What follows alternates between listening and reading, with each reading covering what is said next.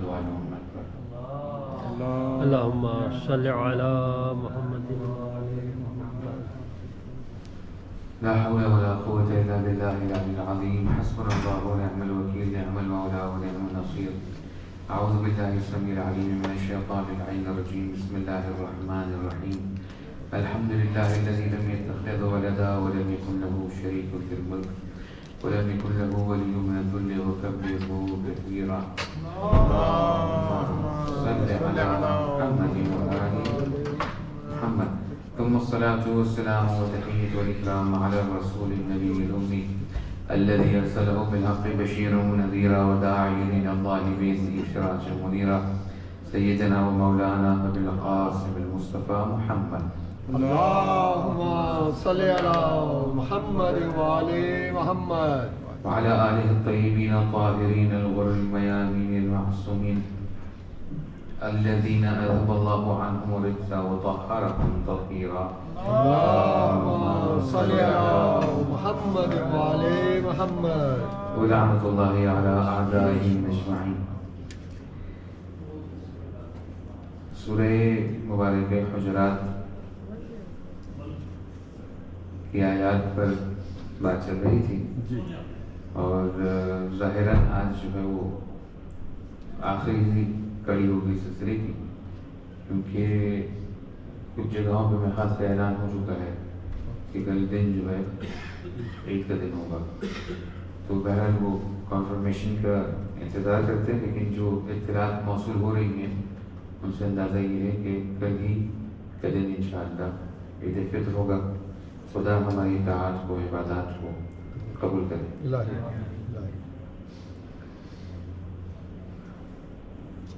چاہتا کچھ مسائل عید فطرے کے حوالے سے وہ شیئر کروں، لیکن پھر وہ لوگ اس وقت موجود نہیں ہیں تو مجھے ریپیٹ کرنا پڑے گا، اس لیے وہ سیگمنٹ جو ہے میں آخر کے لیے چھوڑ دیتا ہوں، اور ابھی جو ہے وہ جو معروضات ہیں آپ کی خدمت میں عرض کروں۔ ایک سوال بھیجتے محمد والے اللهم صل على محمد وآل محمد۔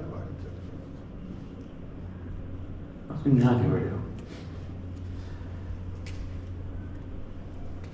بھائی جی علیہ السلام۔ اللهم صل على محمد وآل محمد۔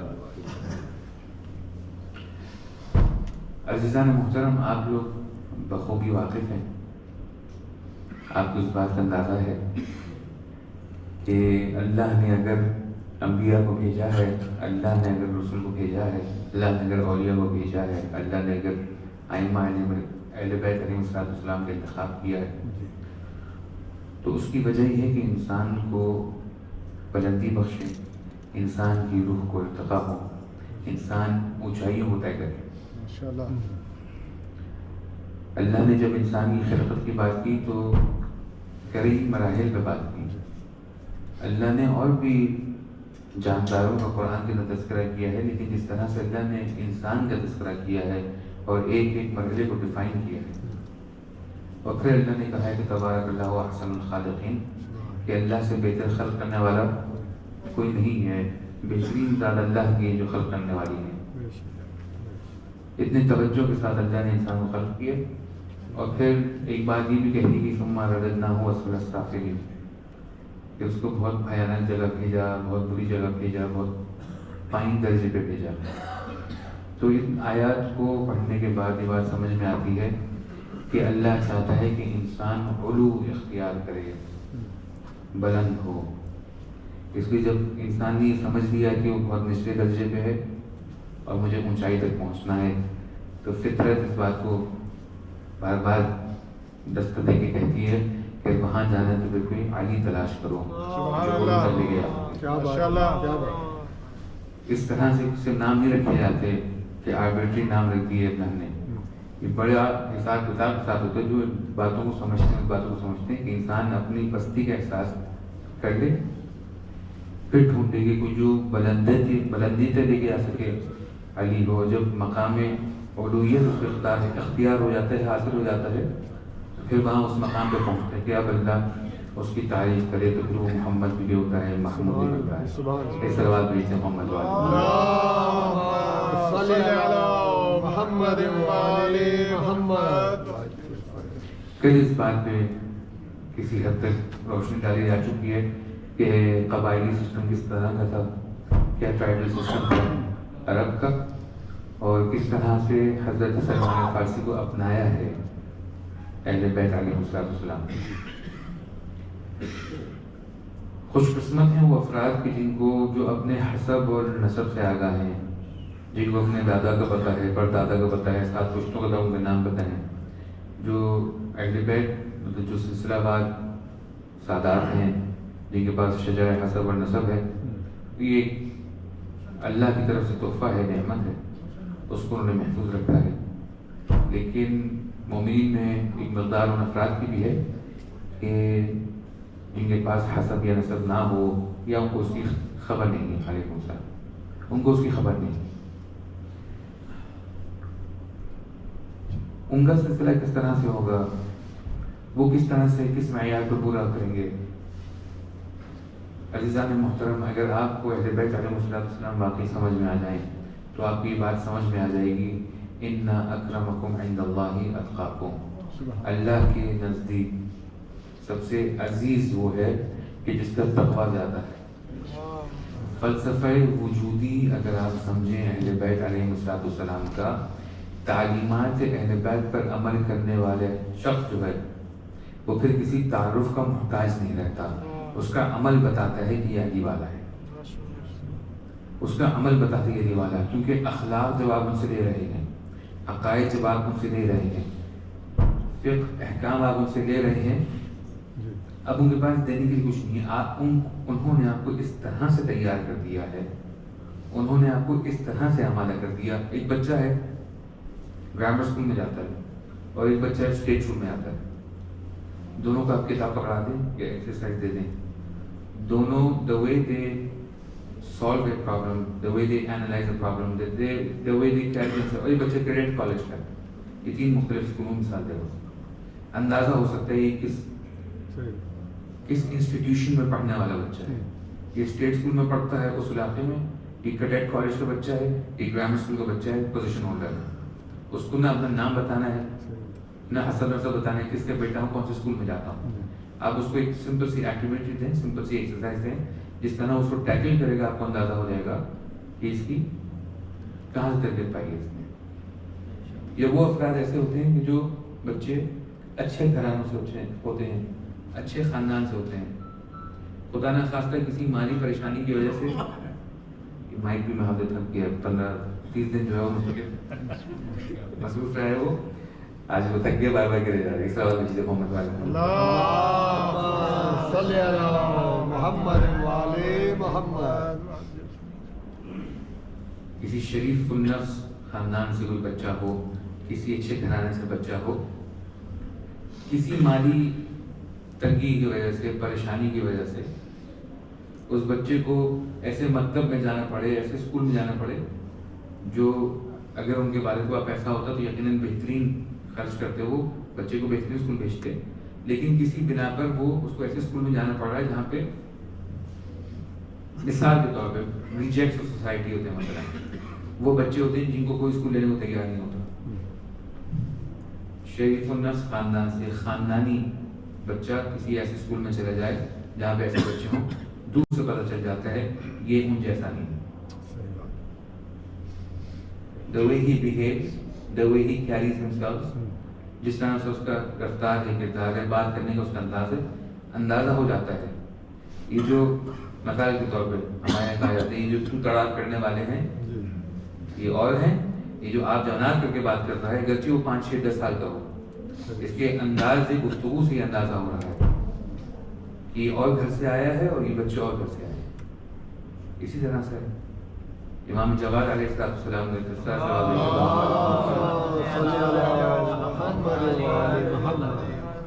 اسی طرح سے کہ جب بادشاہ وقت، حاکم وقت آیا تو دیکھا تمام بچے جو ہے گلی کوچوں سے بھاگ گئے. ایک جوان نوجوان اپنی جگہ پہ کھڑا رہا. کہا کہ سب چلے گئے، تم کیوں نہیں گئے؟ دیکھا مجھے کوئی ایسا کام ہی نہیں کیا کہ مجھے بھاگنے کی ضرورت پڑے. کہا تمہیں ڈر نہیں لگتا؟ کہیں کس سے ڈر لگے گا؟ تم سے ڈر لگے گا؟ مجھے تمہارے رب سے ڈر لگتا ہے. اب وہ متوجہ ہوا اس نے کہا کہ یہ عام بچہ نہیں ہے، جیسے اور بچے یہاں گلی میں کھڑے ہوتے ہیں، عام بچہ نہیں ہے۔ اس کے دل میں خیال آیا کہ یہ کہیں اس گھر سے تو نہیں ہے کہ جہاں پر وحی آئی تھی، یہ ان کی آل ان کا سلسلہ تو نہیں ہے، اب امتحان کرتا ہے، ہاتھ میں کچھ چھپاتا ہے، اور یہ نیت اس نے کی ہوتی ہے کہ اب میں امتحان کروں گا اس کا۔ امام کہتے ہیں کہ ہاتھ میں چھپا کر ہماری عصمت کا امتحان لے گے، تو ہاتھ میں چھپا کر ہماری عصمت کے تم امتحان لو گے، تو اس کو بھی اندازہ ہو گیا۔ تو جو اہل بیت کے ہوتے ہیں ان کا انداز مختلف ہوتا ہے۔ یہی اگر آپ اس کو فلسفہ وجود ہی سمجھیں، وجود محمد و آل محمد کا یہ ہے، جن کا حسب نسب نہیں ہے نا جن افراد کا، وہ پریشان نہ ہو۔ رسالت ماں بہت پہلے کہہ کے جا چکی ہیں، اس امت کے بعد میں اور علی ہے، اس امت کے بعد میں اور علی ہے۔ یعنی اگر آپ ہماری تعلیمات پر پورا اترے تو اس طرح سے ہو جائیں گے کہ جس طرح سے اس بچے کی میں نے مثال دی، سب آئیڈینٹیفائی کر کے یہ کہیں گے کہ یہ بھائی یہ الگ ہیں سارے، یہ مختلف ہے، یہ مختلف ہے۔ تمام تر چیزیں اہل بیت آپ کو دیں گے کہ آپ کو نہ حسب کی کمی محسوس ہوگی، نہ نسب کی کمی محسوس ہوگی، نہ حسب کی کمی محسوس ہوگی۔ آتے بعض دفعہ ماشاءاللہ خدا سادات کو اپنی حفظ میں رکھے کہ جو اہل بیت کی تعلیمات کو جنہوں نے بڑی مشقت سے پھیلایا ہے، جب آپ کسی علاقے میں جائیں تو وہاں پہ ماشاءاللہ بڑے بڑے خاندان ہوتے ہیں سادات کے، جو نیا آدمی جاتا ہے مخصوصاً جو نہیں سید ہو تو اس کے لیے ایک بیچارے کو آئیڈینٹی کانٹیکٹ ہوتا ہے کہ میں کس طرح سے یہاں ایڈجسٹ کروں۔ لیکن اگر اس کا اخلاق ایسا ہو کہ جس طرح سے اہل بیت علیہ السلام نے چاہا، تو آپ بتا نہیں سکتے کہ یہ کسی بڑے گھر کا نہیں ہے۔ اہل بیت کا خاصہ یہ ہے کہ یہ چھوٹے گھر کو بہت بڑا گھر بنا دیتے ہیں، جو بے گھر ہوتا ہے اس کو گھر دے دیتے ہیں، اور اگر زمین میں گھر سمجھ میں نہ آئے تو پہلو جیسا بنا دیتے ہیں جو جنت میں گھر دیتا ہوتا ہے۔ جو اہل بیت کے ماننے والے ہوتے ہیں وہ جنت میں گھر دے رہے ہوتے ہیں، وہ امام بنا اس طرح سے دیتے ہیں، پریشان نہ ہو۔ امام صادق علیہ السلام کی حدیث ہے،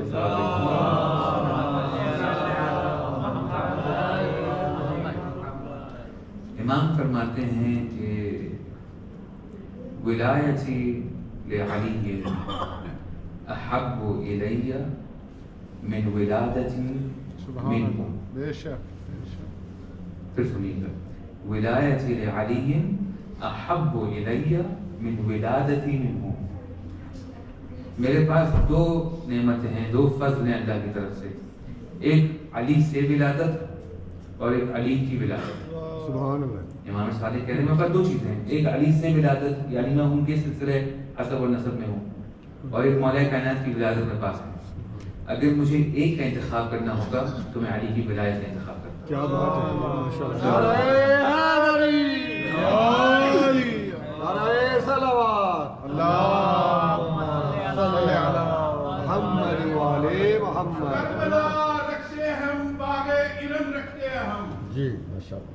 کربلا رکھتے ہم باغ علم رکھتے ہم، دو جہاں کی نعمتیں دل میں بہم رکھتے ہم، راہ حق پر اس لیے ٹھوکر کبھی کھاتے نہیں، یا علی کہتے ہیں پہلے ایک قدم رکھتے ہیں۔ ماشاءاللہ۔ نعرہ حیدری، اس سوال بھی سنو۔ اللہم صلی علی محمد وعلی محمد۔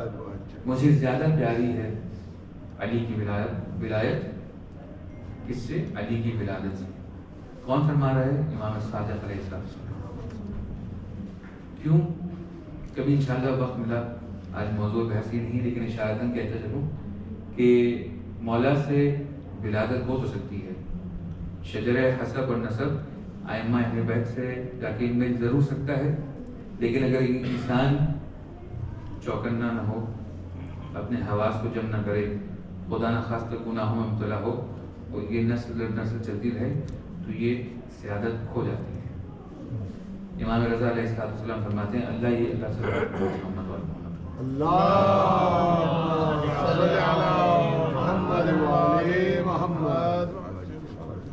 اگر تم اس طرح بچوں کو سمجھانے کے لیے کہہ رہا ہوں، اگر تم اس طرح بہیو نہیں کرتے کہ باقی ہمارا نام تو جڑا ہوا ہے، تو ایک دن وہ آئے گا کہ اللہ تمہیں بلا دے گا کہ تم ہم سے جڑے ہو.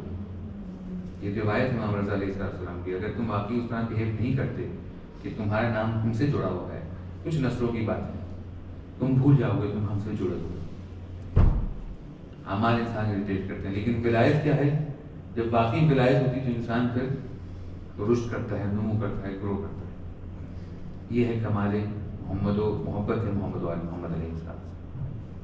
ابھی جو تعلیمات ہیں اس کے اندر موجود, اور صرف اس کے نہیں کہ مولا کائنات علی ہیں یا علو تک ان تک ہاتھ رسائی ہے, وہی چاہتی کہ ہر شخص اس مقام تک پہنچے,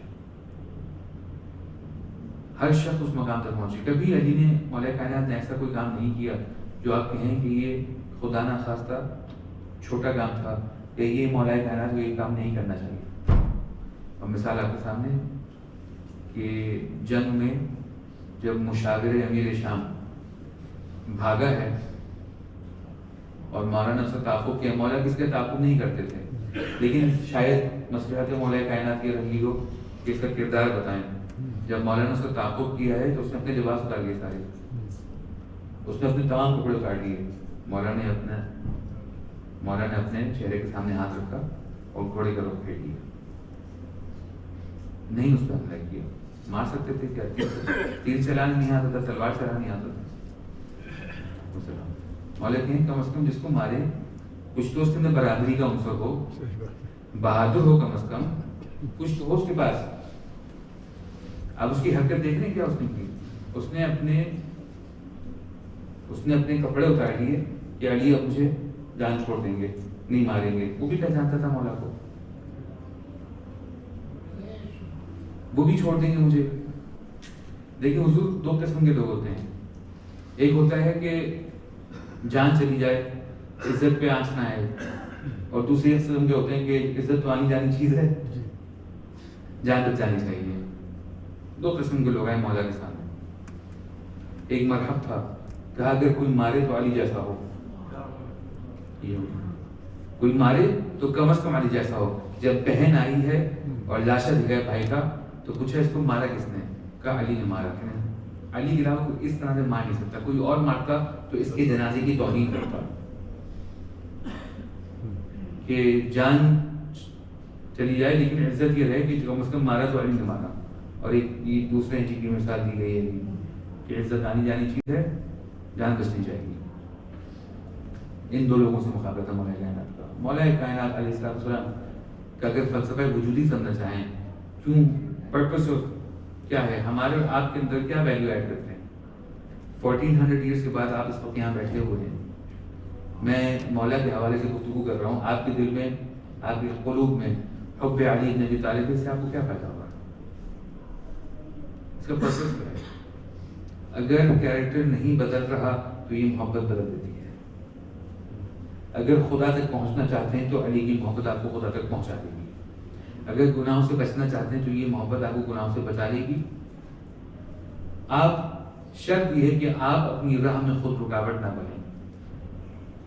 ماہ مبارک کے رمضان میں جتنی بھی باتیں ہوئی, مجھ سے پہلے جو یہاں موجود تھے یقیناً بہت سارے نکات اخلاقی میں پریزنٹ کیے ہوں گے, لیکن خلاصہ کرتا چلوں جتنی بھی باتیں اس وقت رہیں یہاں پہ, آپ اپنے لیے خود رکاوٹ نہ بنیں. اہل بیت کی بات دینے کے لیے بہت کچھ ہے. ایک شخص نہیں جانتا دروازے پہ اہل بیت کے, وہ شکایت بھی نہیں کر سکتا. جب آپ گئے نہیں تو توقع کس بات کی ہے؟ خود آپ رکاوٹ نہ بنیں, خود آپ اپنے آپ کو اجازت دیں. جو بیماریاں یہاں پہ لکھی گئی ہیں غیبت کے حوالے سے, بدظن ہونے کے حوالے سے, کسی کے بارے میں برا گمان رکھنے کے حوالے سے کہ کل تک ایسے تھے آج بھی ایسے ہوں گے. حکم شرعی ایک ملتا ہے جہاں پہ نجاسات اور طہارات کی بات آتی ہے, تو ایک طہارت ہی ہے غیبت مومن. وہ غیبت مومن ہے, غیبت مومن نہیں ہے. وہ غیبت مومن سے مراد کیا ہوتا ہے کہ آپ نے شخص کو دیکھا کہ اس نے لباس پہنا ہوا ہے اور اس پر نجاست لگی ہوئی ہے, یا اس پہ پانی کی چھینٹیں ہیں یا لکوڈ کی چھینٹیں ہیں, آپ کو پتہ ہے کہ یہ نجاست ہے. اب یہ چلا جاتا ہے, آپ کی نظروں سے اوجھل ہو جاتا ہے. اب جب اس سے آپ کی ملاقات ہوگی تو اس آپ کو یہ اطمینان ہونا چاہیے کہ اس کے لباس بھی طاہر ہے، اس کا ہاتھ بھی پاک ہے، یہ بھی پاک ہے. کیوں؟ کیونکہ یہ مومن ہے، یہ طہارت کا پاکیت خیال رکھتا ہے.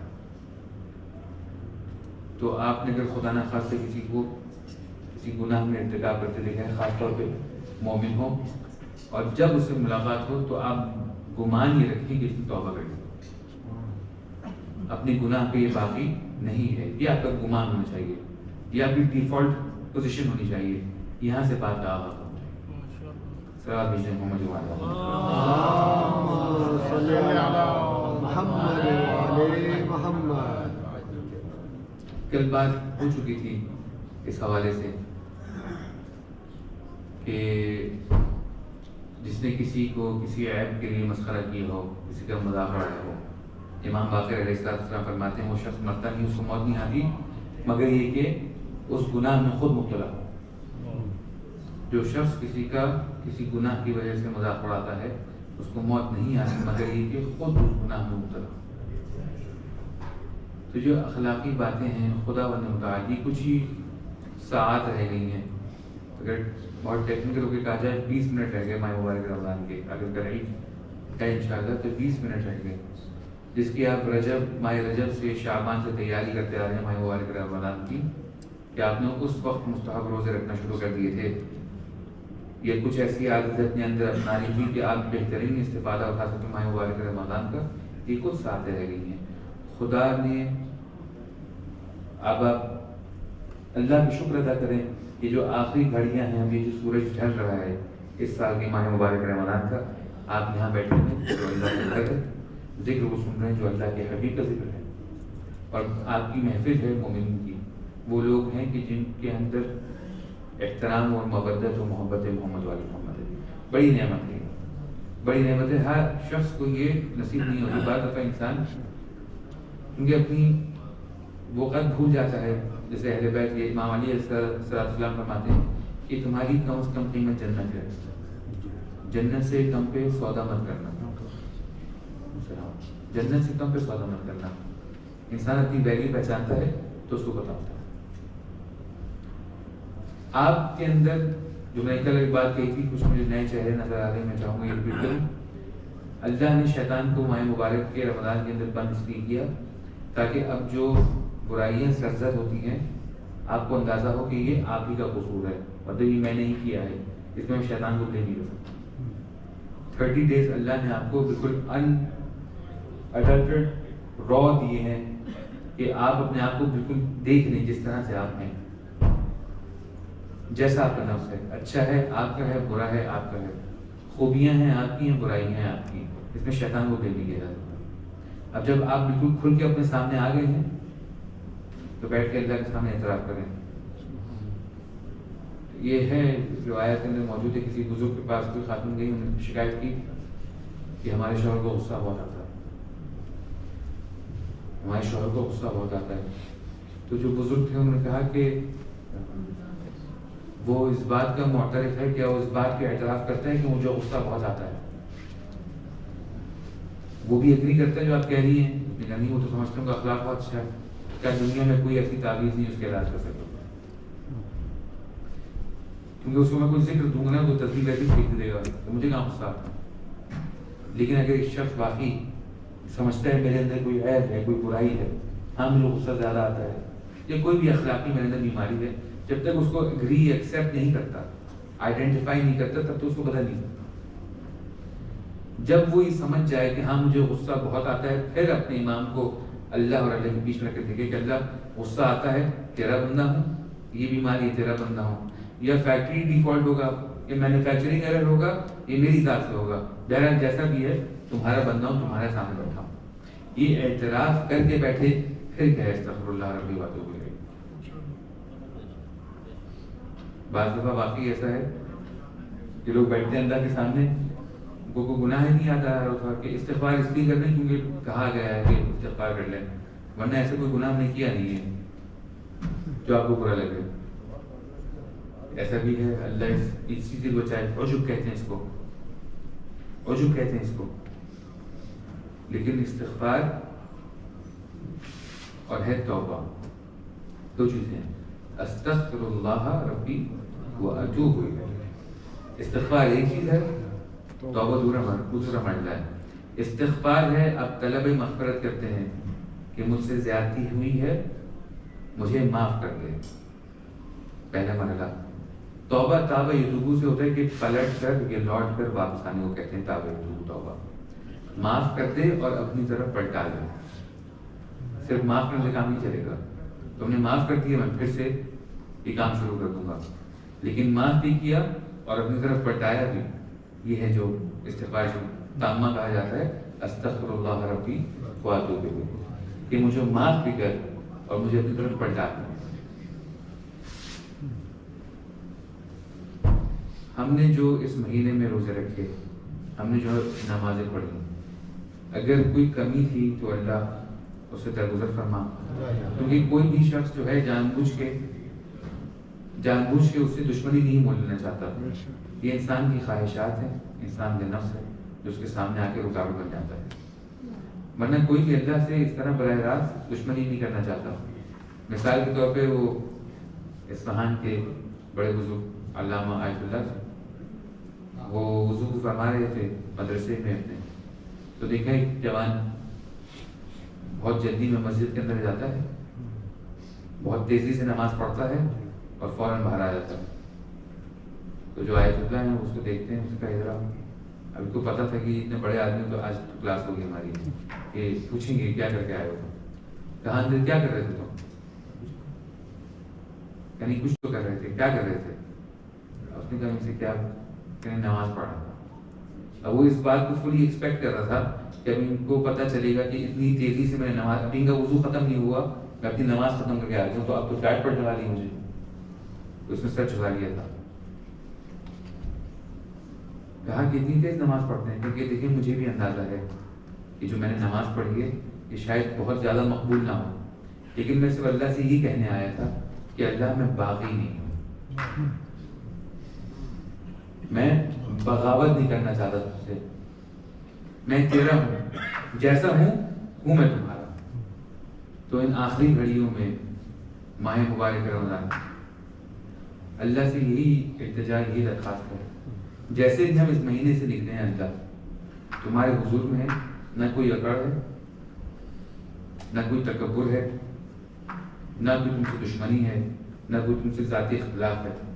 اگر کوئی گناہ ہے تو وہ مجبوری ہمارے انسان ہونے کی ہے، ہم اپنے نفس کو اس طرح سے رام نہیں کر سکے، اس پر قابو نہیں پا سکے کہ جس طرح سے قابو پانا تھا۔ تجھے اس مہینے کا صدقہ، اس مہینے کی برگزیدہ راتوں کا صدقہ، ان راتوں میں قرآن کے نزول کا صدقہ، ان راتوں میں آنے والے ملائکہ کا صدقہ، اور جس دل پہ وہ ملائکہ نازل ہوتے ہیں اس دل کا صدقہ، جس شفقت کو مشابہت و مماثلت دی ہے بی بی زہرا سلام اللہ علیہا سے، اے بار الہ تجھے اس کا حق اور اس کا صدقہ، ہمارے گناہوں کو معاف فرما، ہماری لغزشوں کو سے درگزر کر ہماری توفیقات میں اضافہ فرما، کہ جہاں اب تک جو جیسے تھے وہ ایسے تھے، لیکن اگر اب تک اس وقت تک تم نے ہمیں نہیں بخشا، کوئی ایسا گناہ ہماری گردن پہ رہ گیا ہو کہ تم نے اس وقت تک لحظہ تک نہیں بخشا، تو ان آخری ساعت کا، باقی کچھ گھڑیاں رہ گئیں، اگلا ماہ مبارک رمضان ہم دیکھیں نہیں دیکھیں ہمیں نہیں پتا۔ یہ جو اللہ کا دسترخوان ہے، جو اللہ نے اپنی رحمت سے تیار اور آمادہ کیا ہے، ہمارے نصیب میں ہو اگلے سال نہ ہو اسے ہمیں خبر نہیں، یہاں ہو کہیں اور ہو۔ تو یہ جو رمضان اس وقت ہمارے سامنے موجود ہے، جس میں ہم اس وقت موجود ہیں، تجھے اس لحظات کا صدقہ کہ ہمیں ہماری گردنوں کو نار جہنم سے آزاد کر، جو وہ اعمال ہیں، جو افعال ہیں جو ہمیں تیری محبت سے دور کرتے ہیں، ان کی محبت کو ہمارے دل سے نکالتے ہیں۔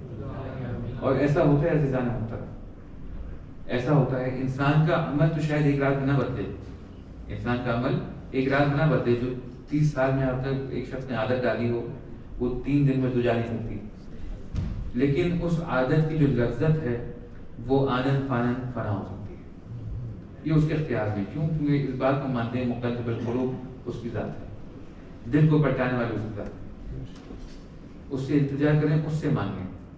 بعض دفعہ انسان ہوتا ہے، اس سے کہا جاتا ہے کہ فلاں کام کو انجام دو تو ہچکچاتا ہے، شرماتا ہے، کہتے ہیں کہ فیل ہو جائیں،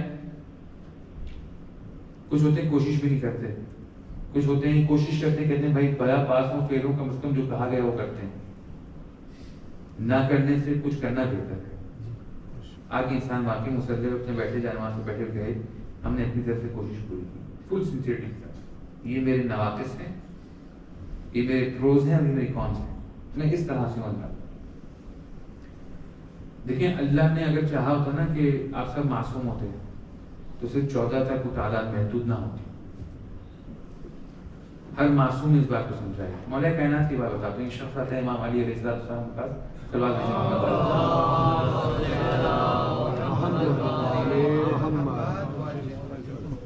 اور کہتا ہے کہ یا علی ابن ابی طالب یا امیر المومنین، میں نے یہ گناہ کیا. ایک شخص آ کر مولا کائنات سے اعتراف جرم کرتا ہے. مولا کا رسپانس تو دیکھیں، گیس کریں، منہ پھیڑیے مولا کا. وہ اس طرح جا کے کھڑا ہوا کہ علی ابن ابی طالب میں نے یہ گناہ کیا ہے. مولا نے پھر منہ پھیرا. 5ویں دفعہ جا کے مولا متوجہ ہوئے ہیں اس کی طرف. کہا ہم نے تجھے 4 فرصتیں دی تھی، 4 مواقع دی تھی. وہ اس تاک نہیں بیٹھے تھے کہ آپ کا کوئی جرم آئے، آپ کا کوئی گناہ ہو تو پھر اس کی آپ کی سرزنش ہو جائے. مغفرت کے مواقع فراہم کرنے کے لیے بیٹھے. ان کو پتہ ہے کہ گناہ ہوا ہے. ان کو نہیں پتہ کہ میرے ساتھ بیٹھا ہوئے مجھ جیسا نہیں ہے، لیکن پھر بھی وہ مسکرا کے مل لیتے ہیں. خیال رکھتے تھے کہ ان کی بزرگی، ان کی پڑھائی. لیکن کوئی جا کے بیٹھے تو کی دربار میں، ان کی درگاہ میں کوئی جا کے بیٹھے تو ان سے توسل کر کے دیکھے تو اتنے مواقع ہیں ان کے پاس. حضرت حجت کا صاحب العصر والزمان عجل اللہ